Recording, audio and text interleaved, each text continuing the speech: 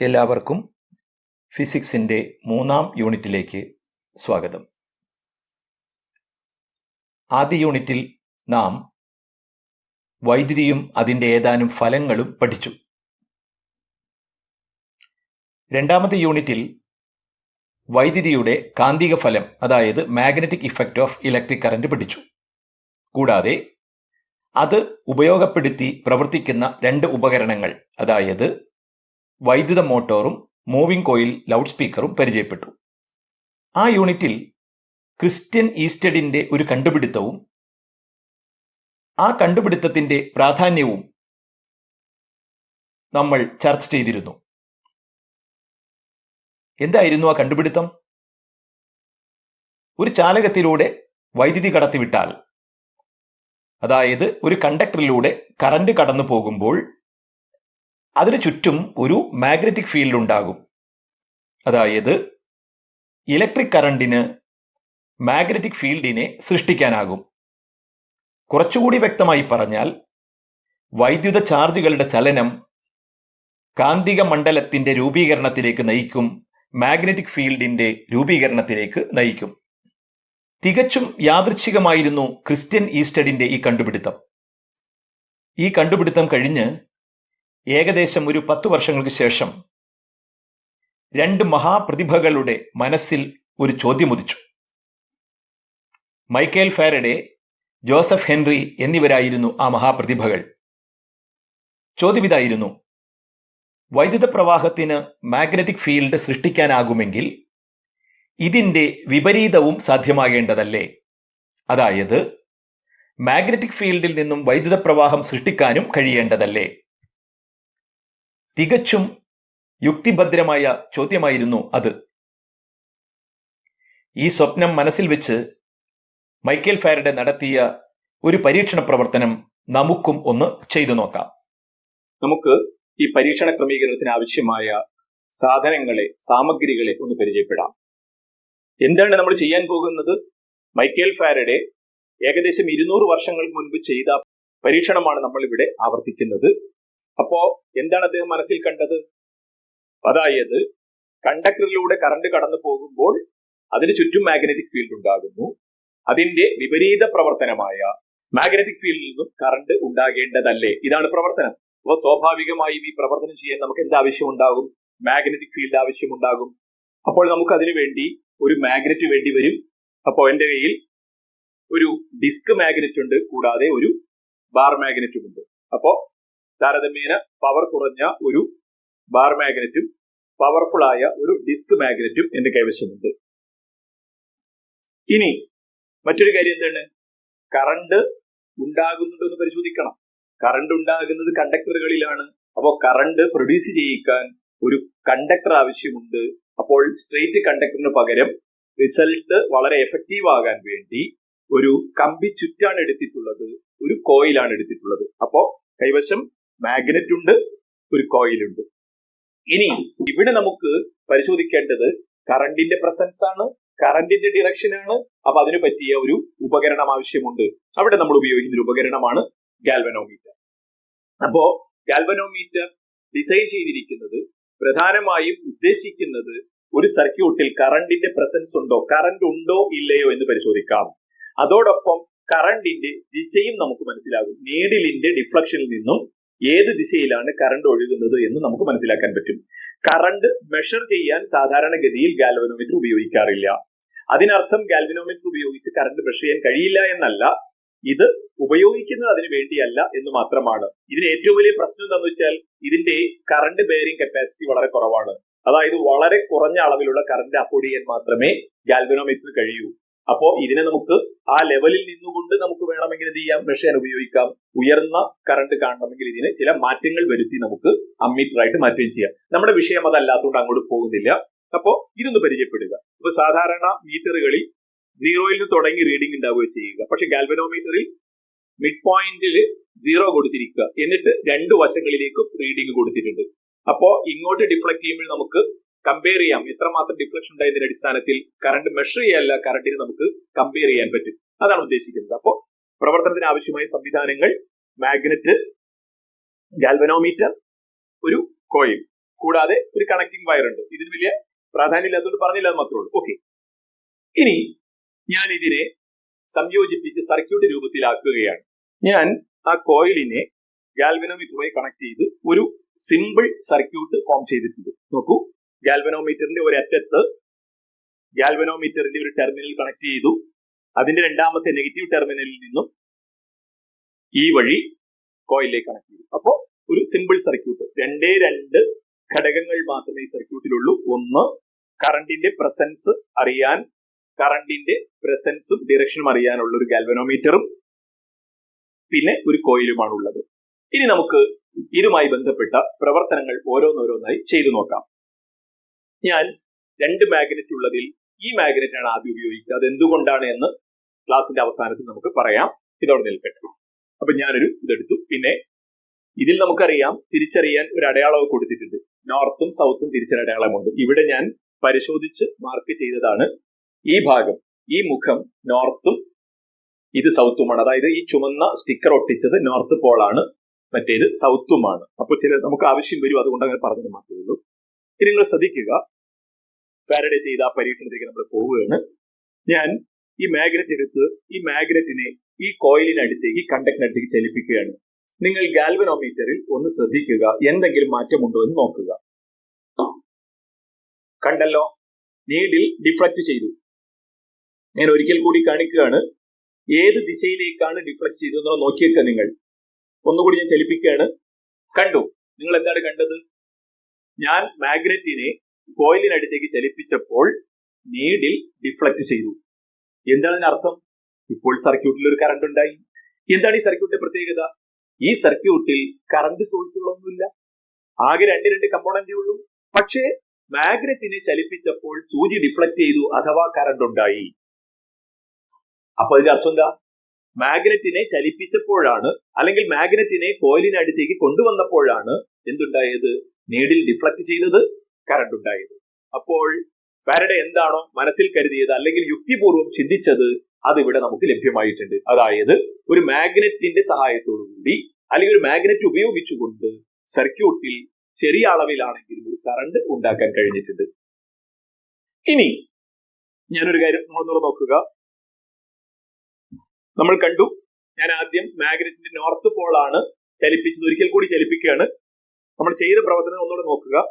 Deflection ഈ തവണ ശ്രദ്ധിക്കണം, ഏത് ദിശയിലേക്കാണോ നോക്കണം, എന്നിട്ട് നമുക്ക് മാറ്റി ചെയ്യാനുള്ളതാണ്. ഞാൻ മാഗ്നറ്റിന്റെ നോർത്ത് പോൾ എടുത്ത് നോർത്ത് പോൾ കോയിലിന്റെ അടുത്തേക്ക് ചലിപ്പിക്കുകയാണ്. ഡിഫ്ലക്ഷൻ ഉണ്ടാകുന്നതും ദിശയും ഒന്ന് ശ്രദ്ധിക്കണം നിങ്ങൾ. കണ്ടല്ലോ, വലതുഭാഗത്തേക്കാണ് ഡിഫ്ലക്ട് ചെയ്തത്. ഞാൻ സൗത്ത് പോൾ ചലിപ്പിക്കുകയാണ്. മാഗ്നറ്റിന്റെ സൗത്ത് പോളിനെ കോയിലിനടുത്തേക്ക് ചലിപ്പിക്കുകയാണ്. ഡിഫ്ലക്ഷൻ നോട്ട് ചെയ്യുക. കണ്ടല്ലോ, എന്താ കണ്ടത്? ഇപ്പോൾ ഡിഫ്ലക്ഷൻ ഉണ്ടായത് ഇടതുഭാഗത്തേക്കാണ്. ഒന്നുകൂടെ നോക്കൂ.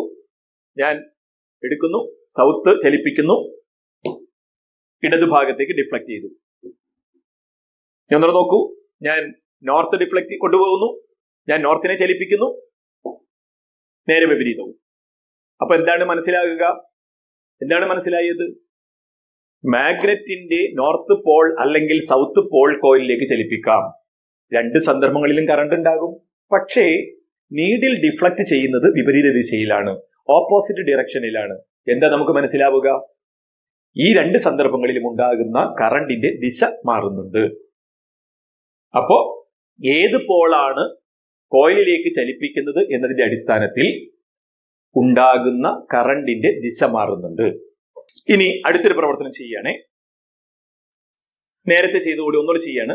നോർത്ത് പോൾ ആണ് ഞാൻ കൊണ്ടുവരുന്നു. നോർത്ത് പോൾ കൊണ്ടുവന്നു. ഡിഫ്ലക്ഷൻ ശ്രദ്ധിക്കണം. എങ്ങോട്ടാണ് ഡിഫ്ലക്ട് ചെയ്തത്? വലതുഭാഗത്തേക്കാണല്ലോ. കാണാത്തവർ ഒന്നുകൂടി കണ്ടോളൂ. നോർത്ത് പോൾ അങ്ങോട്ട് കൊണ്ടുവരികയാണ്. കോയിലിനെ അടുത്തേക്ക് കൊണ്ടുവന്നപ്പോൾ വലതുഭാഗത്തേക്കാണ്. നിങ്ങളെ സംബന്ധിച്ച് ഞാൻ പറയണം കേട്ടോ. നിങ്ങളെ സംബന്ധിച്ച് നിങ്ങളുടെ വലതുഭാഗത്ത് ഡിഫ്ലക്ട് ചെയ്തിട്ടുണ്ട്. ഇപ്പോൾ ഇവർ നിശ്ചലമായിട്ടിരിക്കുക. ഞാൻ ഇനി കോയിലിൽ നിന്ന് ഈ മാഗ്നറ്റിനെ എടുത്ത് ദൂരേക്ക് മാറ്റുകയാണ്.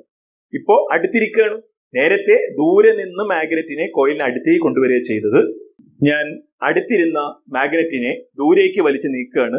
ഡിഫ്ലക്ഷൻ ഉണ്ടാകുന്നുണ്ടോ നോക്കുക, വ്യത്യാസം ഉണ്ടോ നോക്കുക. കണ്ടു കാണും. വിപരീത ദിശയിലാണ് സംഭവിച്ചത്. ഒന്നുകൂടെ നോക്കൂ, ഞാൻ അങ്ങോട്ട് കൊണ്ടുവരുന്നു, വലത്തേക്ക് ഡിഫ്ലക്ട് ചെയ്തു, ദൂരേക്ക് എടുത്തു മാറ്റുന്നു, ഇടത്തേക്ക് ഡിഫ്ലക്ട് ചെയ്യുന്നു. അപ്പോൾ എന്താണ് മനസ്സിലാവുക? ഇതിൽ നിന്നും കറണ്ട് ഉണ്ടാകാൻ മാഗ്നറ്റിനെ കോയിലിനെ അടുത്തേക്ക് ചലിപ്പിച്ചാലും മതി, അതല്ലെങ്കിൽ അടുത്തിരിക്കുന്ന മാഗ്നറ്റിനെ ദൂരേക്ക് ചലിപ്പിച്ചാലും മതി എന്നാണ് മനസ്സിലാവുക. ഇനി മറ്റൊരു കാര്യം ചെയ്തു നോക്കാം. ഇത്ര നേരം നമ്മൾ ചെയ്തത് സ്റ്റേഷനറി ആയിരിക്കുന്ന നിശ്ചലമായിരിക്കുന്ന കോയിലിന്റെ സമീപത്തേക്ക് മാഗ്നറ്റിനെ ചലിപ്പിച്ചു. ഇത് നമുക്ക് വിപരീതം ചെയ്തു നോക്കാം. അതായത് മാഗ്നറ്റിനെ ഒരിടത്ത് വെച്ചിട്ട് കോയിലിനെ അങ്ങോട്ട് ചലിപ്പിച്ചു നോക്കാം. കറണ്ട് ഉണ്ടാകുമെന്ന് നോക്കൂ. അപ്പൊ ഞാൻ ഈ കയ്യിൽ മാഗ്നറ്റ് സ്ഥിരമായി പിടിച്ചിരിക്കുകയാണ്. ഈ കോയിലിനെ, ദൂരെ ഇരിക്കുന്ന കോയിലിനെ മാഗ്നറ്റിന് അടുത്തേക്ക് ചലിപ്പിക്കുകയാണ്. ഗാൽവനോമീറ്ററിലേക്ക് നിങ്ങൾ ശ്രദ്ധിക്കുക. കണ്ടു? എന്താണ് കണ്ടത്? നിങ്ങൾ കണ്ടത് വലതുഭാഗത്തേക്ക് നീഡിൽ ഡിഫ്ലക്ട് ചെയ്തു. ഞാൻ കോയിലിനെ കാന്തത്തിൽ ദൂരേക്ക് എടുത്തു മാറ്റുന്നു, അപ്പോഴും ഡിഫ്ലക്ഷൻ ഉണ്ടായി. വ്യത്യാസം എതിർദിശയിലാണ്, ഡിഫ്ലക്ഷൻ എതിർദിശയിലാണ്. ഒരിക്കൽ കൂടി കൊണ്ടുവരുന്നു, പുറത്തേക്ക് എടുക്കുന്നു, അടുത്തേക്ക് കൊണ്ടുവരുന്നു, പുറത്തേക്ക് എടുക്കുന്നു. അപ്പോൾ ഇതിൽ നിന്ന് മനസ്സിലായ കാര്യം എന്താണ്? മാഗ്നറ്റ് തന്നെ ചലിപ്പിക്കണമെന്ന് നിർബന്ധമില്ല. കോയിൽ നിശ്ചലമാക്കി വെച്ച് മാഗ്നറ്റിനെ കോയിലിന് അടുത്തേക്ക് ചലിപ്പിച്ചാലും, തിരിച്ച് മാഗ്നറ്റ് നിശ്ചലമാക്കി വെച്ച് കോയിലിനെ അതിനടുത്തേക്ക് ചലിപ്പിച്ചാലും കറണ്ട് ഉണ്ടാകുന്നുണ്ട് എന്നാണ് നമുക്ക് ഇതിൽ നിന്ന് മനസ്സിലായത്.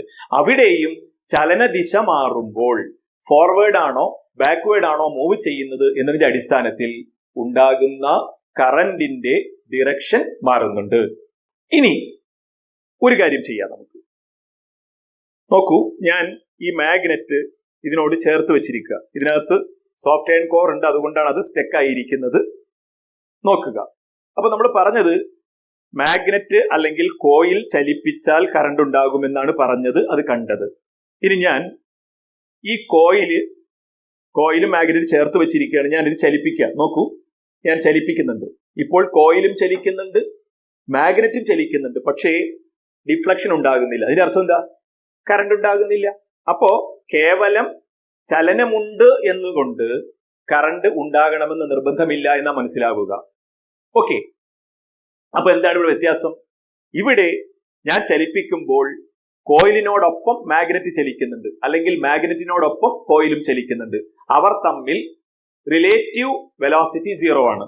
അതായത് ഒന്ന് മറ്റൊന്നിനെ അപേക്ഷിച്ച് നിശ്ചലാവസ്ഥയിലാണെന്ന് പറയാം. അതായത് ഇവർ തമ്മിലുള്ള പൊസിഷനിൽ യാതൊരു മാറ്റവും വരുന്നില്ല. അപ്പോൾ എന്തുണ്ടാകണം? എങ്ങനെയും ചലിച്ചാൽ മാത്രം പോരാ, കോയിലും മാഗ്നറ്റ് തമ്മിൽ റിലേറ്റീവ് മോഷനിലായിരിക്കണം. അതായത് കോയിലിനെ സംബന്ധിച്ച് മാഗ്നറ്റിന്റെ പൊസിഷൻ മാറി മാറി വരണം, അല്ലെങ്കിൽ മാഗ്നറ്റിനെ സംബന്ധിച്ച് കോയിലിന്റെ പൊസിഷൻ മാറി മാറി വരണം. അപ്പോ വസ്തുക്കൾ തമ്മിൽ, ഏത് വസ്തുക്കൾ തമ്മിൽ? ഇവിടെ ഇന്ററാക്ട് ചെയ്യുന്നത് കോയിലും മാഗ്നറ്റും തമ്മിലാണ്. അത് തമ്മിൽ എന്തുണ്ടാവണം? ഒരു റിലേറ്റീവ് മോഷൻ ഉണ്ടാകണം. അപ്പോൾ ആപേക്ഷിക ചലനത്തിലായിരിക്കുമ്പോഴാണ് കറണ്ട് ഉണ്ടാവുക. ഇനി മറ്റൊരു കാര്യം ശ്രദ്ധിക്കൂ. ഇവിടെ മാഗ്നറ്റിക് ഫീൽഡ് ആണല്ലോ കറണ്ട് ഉണ്ടാക്കിയതായി നമ്മൾ മനസ്സിലാക്കിയത്. നമ്മൾ വിചാരിച്ചതും അങ്ങനെ തന്നെയാണല്ലോ. ഇനി നോക്കൂ, ഇപ്പോൾ ഞാൻ മാഗ്നറ്റ് ദൂരെ പിടിച്ചു. ഇപ്പോൾ ഇതിൽ കറണ്ട് ഇല്ല. അതിന് വ്യക്തമായ കാരണവും നമുക്ക് പറയാം. എന്താണ്? ഇവിടെ മാഗ്നറ്റിക് ഫീൽഡ് ഇല്ല. അതുകൊണ്ട് തന്നെ നീഡിൽ 0 ആണ് കാണിക്കുന്നത്, കറണ്ട് ഇല്ല. ഇനി ഞാൻ ഈ മാഗ്നറ്റിനെ കോയിലിന്റെ അടുത്ത് ചേർത്ത് കൊണ്ടു വെച്ചു.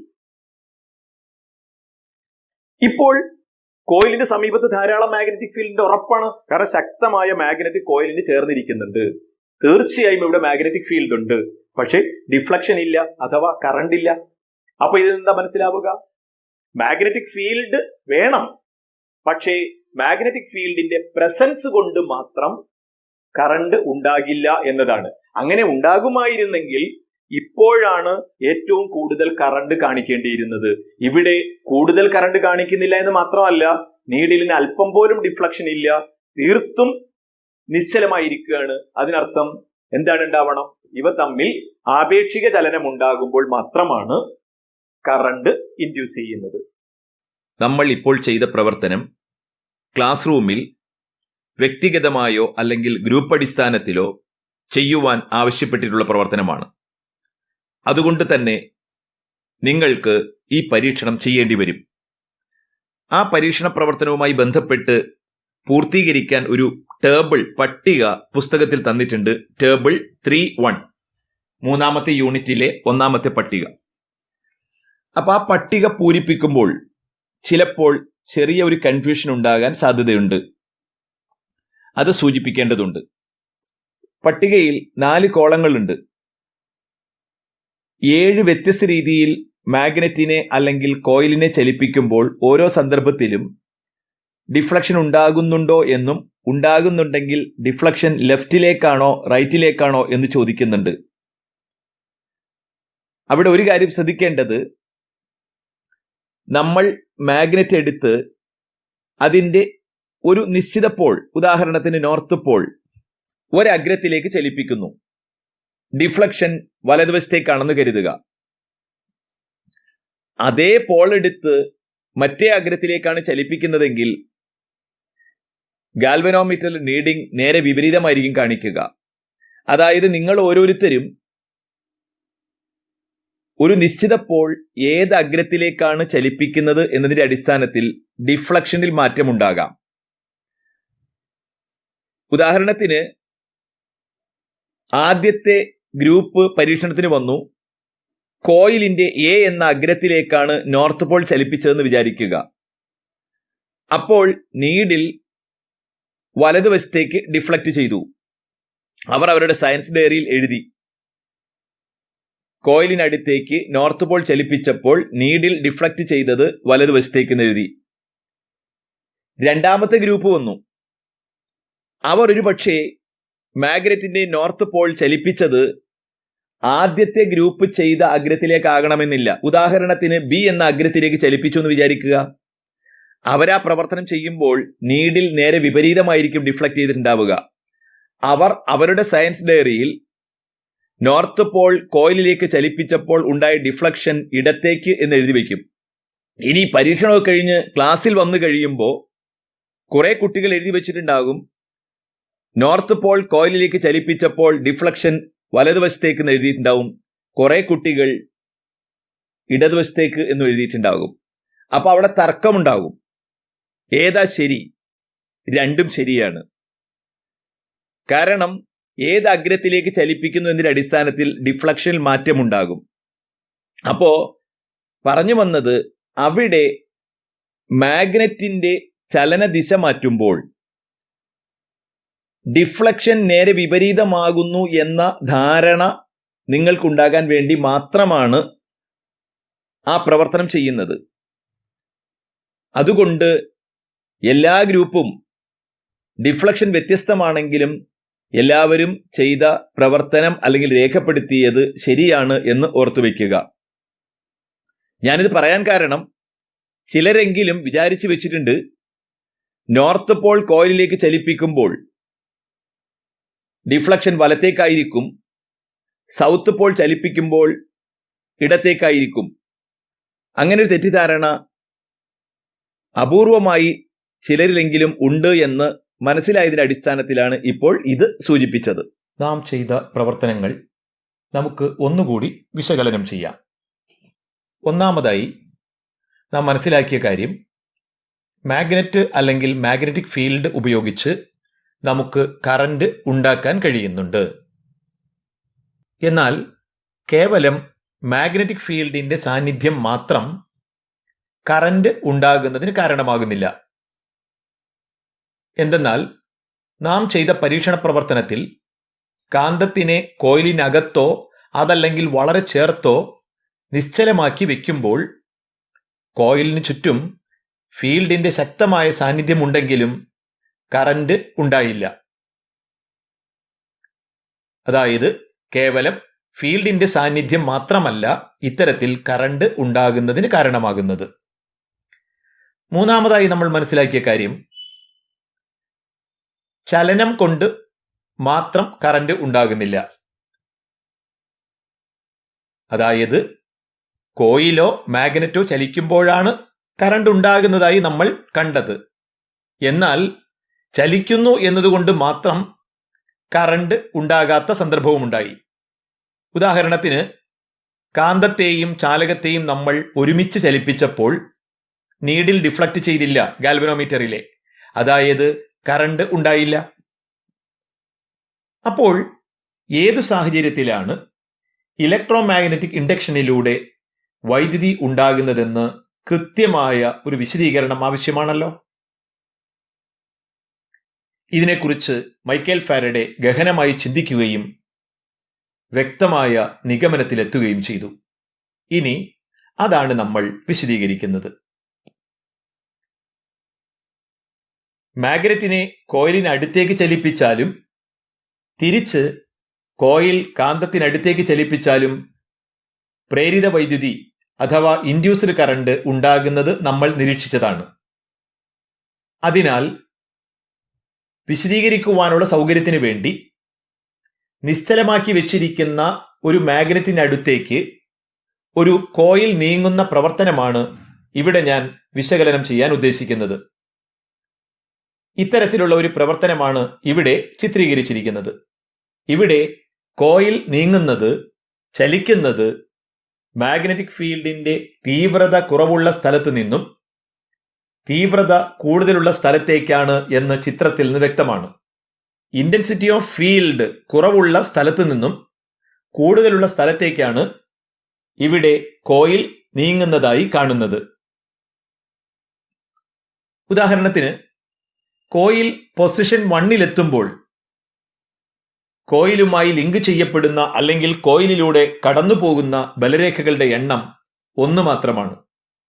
അതായത് വളരെ കുറവാണ്.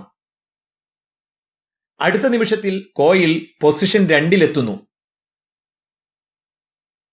ഇപ്പോൾ മുമ്പത്തേക്കാൾ കൂടുതൽ മാഗ്നറ്റിക് ഫീൽഡ് ലൈനുകളുമായി കോയിൽ ലിങ്ക് ചെയ്യപ്പെടുന്നു.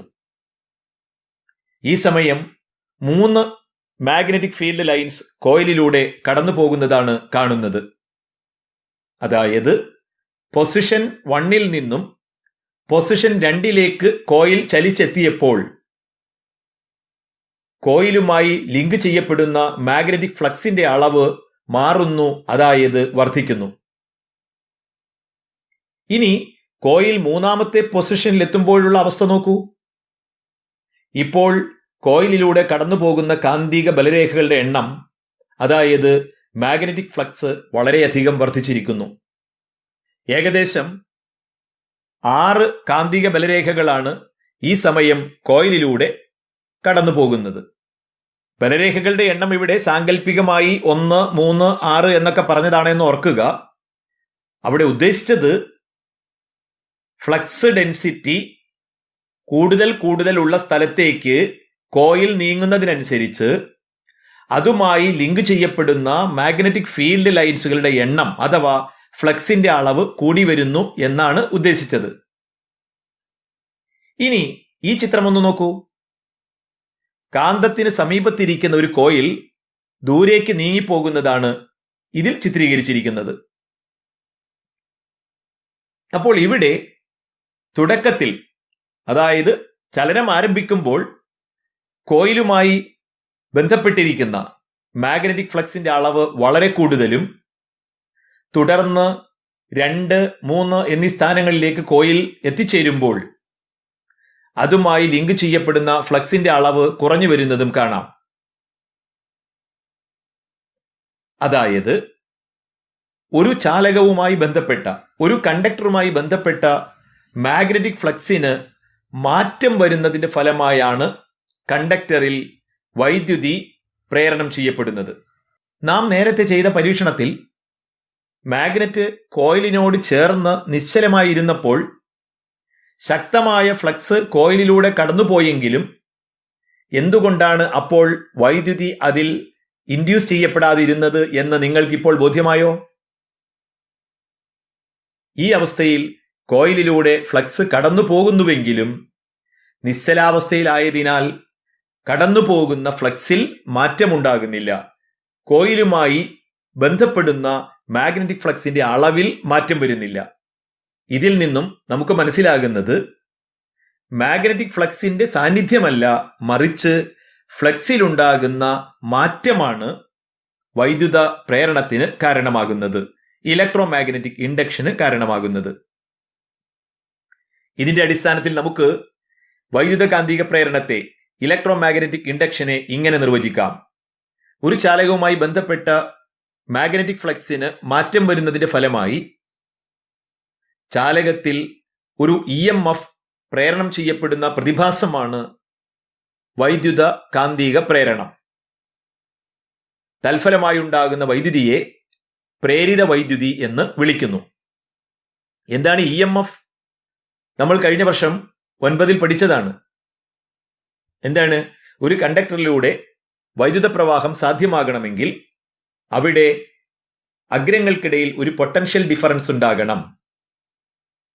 അത്തരത്തിൽ പൊട്ടൻഷ്യൽ ഡിഫറൻസ് ഉണ്ടാകുന്നത് അതിൽ EMF പ്രയോഗിക്കുമ്പോഴാണ്, അല്ലെങ്കിൽ EMF സ്രോതസ്സിന്റെ സഹായത്താലാണ് ഇത്തരത്തിൽ പൊട്ടൻഷ്യൽ ഡിഫറൻസ് അവിടെ ഉണ്ടാകുന്നത്. ഇത്തരത്തിൽ EMF ഉണ്ടാകുന്ന പ്രവർത്തനത്തെയാണ് വൈദ്യുത കാന്തിക പ്രേരണം എന്ന് പറയുന്നത്. അപ്പൊ നിർവചനം നിങ്ങൾക്കൂടെ കാണാം. അത് നോട്ട് ചെയ്യുക, കൃത്യമായി പഠിക്കുകയും ചെയ്യുക. Whenever there is a change in magnetic flux linked with a coil, an EMF is induced in the coil. This phenomenon is called electromagnetic induction. The current so produced is called induced current. ഇപ്പോൾ നമ്മൾ electromagnetic induction എന്താണെന്ന്, വൈദ്യുത കാന്തിക പ്രേരണം എന്താണെന്ന് വ്യക്തമായി മനസ്സിലാക്കി. അതിന്റെ കൃത്യമായ ഡെഫിനിഷനും നിർവചനവും നമുക്കറിയാം. ഇനി നമുക്ക് ഒരു കാര്യം കൂടി അവിടെ പറഞ്ഞ് അവസാനിപ്പിക്കാനുണ്ട്. ഇങ്ങനെ ഉണ്ടാകുന്ന ഇൻഡ്യൂസ്ഡ് കറണ്ട് ഏതെല്ലാം ഘടകങ്ങളെയാണ് ആശ്രയിക്കുക, അല്ലെങ്കിൽ എങ്ങനെ നമുക്ക് കൂടിയ അളവിൽ ഇൻഡ്യൂസ്ഡ് കറണ്ട് ഉണ്ടാക്കാം? ഞാൻ നേരത്തെ പറഞ്ഞിരുന്നു, എൻ്റെ കയ്യിൽ 2 മാഗ്നറ്റ് ഉണ്ടായിരുന്നു. ഞാൻ ഈ മാഗ്നറ്റാണ് ഉപയോഗിച്ചത്. എന്തുകൊണ്ടാണെന്ന് ചോദിച്ചാൽ, ഞാൻ ആ ചെയ്ത പരീക്ഷണം ഞാൻ ഈ മാഗ്നറ്റ് ഉപയോഗിച്ച് ചെയ്യാൻ ശ്രദ്ധിക്കുക. നോക്കൂ, ഞാൻ ഈ ശക്തി കുറഞ്ഞ മാഗ്നറ്റ് ആണ്. നോക്കൂ, എന്താ കണ്ടത്? ഞാൻ ഈ മാഗ്നറ്റ് കൊണ്ടുവരുമ്പോൾ, പുറത്തേക്ക് എടുക്കുമ്പോൾ, പോള് മാറ്റുമ്പോൾ, പുറത്തേക്ക് എടുക്കുമ്പോൾ ഡിഫ്ലക്ഷൻ ഉണ്ടാകുന്നുണ്ട്. നേരിയ ഡിഫ്ലക്ഷനേ ഉണ്ടാകുന്നുള്ളൂ. അതിന്റെ അർത്ഥം എന്താ? കുറഞ്ഞ അളവിലേ കറണ്ട് ഉണ്ടാകുന്നുള്ളൂ. അതിന് പകരം സ്ട്രെങ്ത് ഉള്ള, പവർ ഉള്ള ഈ മാഗ്നറ്റ് ഉപയോഗിക്കാൻ ശ്രദ്ധിച്ചോളൂ. ആ ഡിഫ്ലക്ഷൻ വ്യത്യാസം മനസ്സിലായിക്കോളൂ. എത്ര ദൂരേക്കാണ് ഡിഫ്ലക്ട് ചെയ്ത് പോകുന്നത് നോക്കൂ. ഒന്നുകൂടെ ശ്രദ്ധിക്കുക. ഓക്കെ, അപ്പോ ഒരു കാര്യം വ്യക്തമായി. ഇലക്ട്രോമാഗ്നറ്റിക് ഇൻഡക്ഷനിലൂടെ ഉണ്ടാകുന്ന കറണ്ടിന്റെ അളവ് വർദ്ധിപ്പിക്കാൻ ഉപയോഗിക്കുന്ന മാഗ്നറ്റിന്റെ സ്ട്രെങ്ത് കൂട്ടിയാൽ മതി. അഥവാ കൂടുതൽ സ്ട്രെങ്ത് ഉള്ള, പവർഫുൾ ആയിട്ടുള്ള മാഗ്നറ്റ് ഉപയോഗിച്ചാൽ കൂടിയ അളവിൽ നമുക്ക് കറണ്ട് ഉണ്ടാക്കിയെടുക്കാം. ഇൻഡ്യൂസ്ഡ് കറണ്ടിന്റെ അളവ് കൂട്ടാം. ഇനി ഞാൻ ഈ മാഗ്നറ്റിനെ സാവധാനം ചലിപ്പിച്ച് ഈ കോയിലേക്ക് കൊണ്ടുവരുന്നു. വളരെ സാവധാനത്തിൽ. ഡിഫ്ലക്ഷൻ ഉണ്ടാകുന്നുണ്ട്. ഇനി ഞാൻ വേഗത്തിൽ ചലിപ്പിക്കുകയാണേ. കണ്ടല്ലോ? ഒന്നുകൂടെ നോക്കൂ. സാവധാനം ചലിപ്പിക്കുന്നു, വേഗത്തിൽ ചലിപ്പിക്കുന്നു. എന്താ നമുക്ക് മനസ്സിലായത്? 2 സന്ദർഭങ്ങളിൽ ഉണ്ടായ കറണ്ടിന്റെ അളവിൽ വ്യത്യാസമുണ്ട്. അഥവാ ചലനവേഗം വർദ്ധിപ്പിച്ചാൽ, ഏതിന്റെ? കോയിലാണ് ചലിപ്പിക്കുന്നതെങ്കിൽ കോയിലിന്റെ ചലനവേഗം വർദ്ധിപ്പിക്കുക, സ്പീഡ് വർദ്ധിപ്പിക്കുക. അല്ല, മാഗ്നറ്റ് ആണ് ചലിപ്പിക്കുന്നതെങ്കിൽ മാഗ്നറ്റിന്റെ ചലനവേഗം വർദ്ധിപ്പിക്കുക. ഇനി വേറൊരു മാർഗം കൂടിയുണ്ട്. കോയിലിന്റെ ചുറ്റുകളുടെ എണ്ണം വർദ്ധിപ്പിച്ചാൽ, that is by increasing number of turns in the coil we can produce large amount of current. അപ്പോൾ ഇൻഡ്യൂസ്ഡ് കറണ്ടിന്റെ അളവിനെ സ്വാധീനിക്കുന്ന ഘടകങ്ങൾ: 1, strength of the magnet; second one, number of turns in the coil; third one, speed of relative motion between magnet and coil. Electromagnetic ഇൻഡക്ഷന്റെ കണ്ടെത്തലുമായി ബന്ധപ്പെട്ടാണ് Michael Faraday വൈദ്യുതിയുടെ പിതാവ് എന്ന പേരിൽ അറിയപ്പെടുന്നത്. അദ്ദേഹത്തിന്റെ ഈ കണ്ടുപിടുത്തവുമായി ബന്ധപ്പെട്ട് രസകരമായൊരു സംഭവമുണ്ട്. അദ്ദേഹം തന്റെ കണ്ടുപിടുത്തം തന്റെ ജനങ്ങളുടെ മുന്നിൽ അവതരിപ്പിച്ചു. ഈ പ്രവർത്തനം കണ്ട ജനങ്ങൾ മൈക്കേൽ ഫാരഡെയോട് ചോദിച്ചു, what is the use of this? ഇതുകൊണ്ട് എന്താണ് പ്രയോജനം? ഇതുകൊണ്ട് എന്താണ് ഒരു ഉപയോഗം? ഈ ചോദ്യത്തിന് മൈക്കേൽ ഫാരഡെ മറുപടി പറയുകയല്ല ചെയ്തത്, മറിച്ച് ഒരു മറുചോദ്യം ഉന്നയിക്കുകയാണ്. അദ്ദേഹം ചോദിച്ച ചോദ്യം ഇതായിരുന്നു: what is the use of A new born baby? നമ്മുടെ വീട്ടിൽ ഒരു കൊച്ചു കുഞ്ഞ് ജനിച്ചാൽ, ഒരു കുഞ്ഞുവാവയുണ്ടായാൽ നമുക്ക് അന്ന് അല്ലെങ്കിൽ പിറ്റേ ദിവസം അല്ലെങ്കിൽ ഏതാനും കുറച്ചു കാലത്തേക്ക് അവനിൽ നിന്ന് എന്താണ് നമുക്ക് കിട്ടുക? ശരിക്കും അദ്ദേഹം അന്ന് പറഞ്ഞ വാചകങ്ങൾ അറം പറ്റുക തന്നെ ചെയ്തു. ഓർക്കുക, ഏകദേശം 200 വർഷം മുൻപാണ്, കൃത്യമായി പറഞ്ഞാൽ 190 വർഷം ഈ കണ്ടുപിടുത്തം നടത്തുന്നത്. ഇന്നും ലോകത്തെല്ലായിടത്തും വൈദ്യുതി ഉൽപ്പാദിപ്പിക്കുന്നത്, അത് ഹൈഡ്രോ ഇലക്ട്രിക് പവർ ഉപയോഗിച്ചാണെങ്കിലും തെർമൽ പവറിലൂടെയാണെങ്കിലും ന്യൂക്ലിയർ പവറിലൂടെയാണെങ്കിലും എന്തുമാകട്ടെ, അവിടെയെല്ലാം ഇന്നും വൻതോതിൽ കറണ്ട് ഉൽപ്പാദിപ്പിക്കുന്നത് മൈക്കേൽ ഫാരഡെ കണ്ടെത്തിയ ആ രീതി ഉപയോഗിച്ചാണ്. കാലാന്തരത്തിൽ ചില മാറ്റങ്ങൾ വന്നു എന്നല്ലാതെ അടിസ്ഥാനപരമായി ഇന്നും ആ മാർഗം അവലംബിച്ചുകൊണ്ടാണ് വൈദ്യുതി ഉൽപ്പാദിപ്പിച്ചു വരുന്നത്. അപ്പോൾ എത്രമാത്രം പ്രാധാന്യം അർഹിക്കുന്നതാണ് മൈക്കേൽ ഫാരഡെയുടെ ആ കണ്ടുപിടുത്തം എന്ന് ഓർക്കുക. അപ്പോൾ അന്ന് അദ്ദേഹം പറഞ്ഞ മറുപടി ഉണ്ടല്ലോ, what is the use of A new born baby? ആ ജനിച്ച കുഞ്ഞ് വളർന്നു എന്ന് മാത്രമല്ല, മറ്റേത് കുഞ്ഞിൽ നിന്ന് വ്യത്യസ്തമായി ചിരഞ്ജീവിയായി വസിക്കുകയാണ്. ഇന്നും ലോകത്തിന് വെളിച്ചം നൽകുകയാണ്, ഇന്നും ലോകത്തെ ചലിപ്പിക്കുകയാണ്. ആ അർത്ഥത്തിൽ എന്തുകൊണ്ടും വൈദ്യുതിയുടെ പിതാവ് എന്നറിയപ്പെടാൻ അർഹനാണ് മൈക്കേൽ ഫാരഡെ എന്ന കാര്യത്തിൽ നമുക്ക് യാതൊരു സംശയവുമില്ല. ഇപ്പോൾ ഇതുമായി ബന്ധപ്പെട്ട പ്രാഥമികമായ കാര്യങ്ങൾ മാത്രമാണ് നമ്മൾ മനസ്സിലാക്കിയത്. ഇനി ഈ പ്രവർത്തനത്തിലൂടെ ഉപയോഗയോഗ്യമായ രീതിയിൽ വൻതോതിൽ തുടർച്ചയായ വൈദ്യുതി ഉണ്ടാക്കുന്നത് എങ്ങനെയെന്നും മറ്റുമുള്ള കാര്യങ്ങൾ നമുക്ക് അടുത്ത ക്ലാസ്സിൽ ചർച്ച ചെയ്യാം. നന്ദി, നമസ്കാരം.